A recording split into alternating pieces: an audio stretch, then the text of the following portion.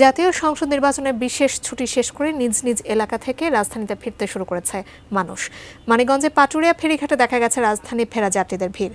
বিস্তারিত জানাতে সেখান থেকে যুক্ত হচ্ছেন আমাদের প্রতিনিধি সুজন খন্দকার। সুজন, এই যে মানুষজন আবার ঘরে ফিরে আসছে না, তাদের সম্পর্কে বিস্তারিত জানতে চাই। রাজধানীতে ঘরে ফেরা যাত্রীদের ভিড় কেমন দেখতে পাচ্ছেন?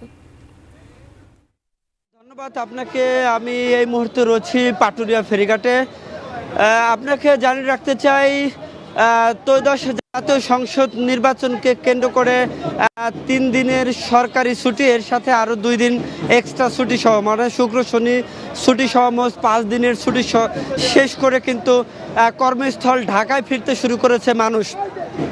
এই উপলক্ষে আজ সকাল থেকে কিন্তু দৌলতদিয়া পাটুরিয়া নৌরুটের এই পাটুরিয়া ঘাটে কিন্তু হাজার হাজার মানুষ কিন্তু কর্মস্থলে ফিরতে করেছে এবং এই উদ্দেশ্যে কিন্তু এই পাটুরিয়া ঘাটের যে সমস্ত বাস মালিক রয়েছে এবং পরিবহন মালিক রয়েছে তারা কিন্তু দাম বাড়িয়ে দিয়েছে এবং পথে আসার সময় কিন্তু প্রচুর ভোগান্তি হয়েছে।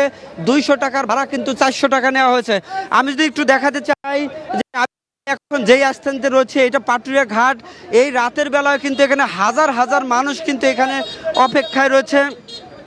একটু আগে এখানে সেনাবাহিনী আসছিল এবং সেনাবাহিনী এসে পুরা ঘাটটা কিন্তু নিয়ন্ত্রণে আনার চেষ্টা করেছে এবং যেখানে 200 টাকার ভাড়া 300, 400, 500, 600 টাকা পর্যন্ত নিয়েছে। যে যেভাবে পারছে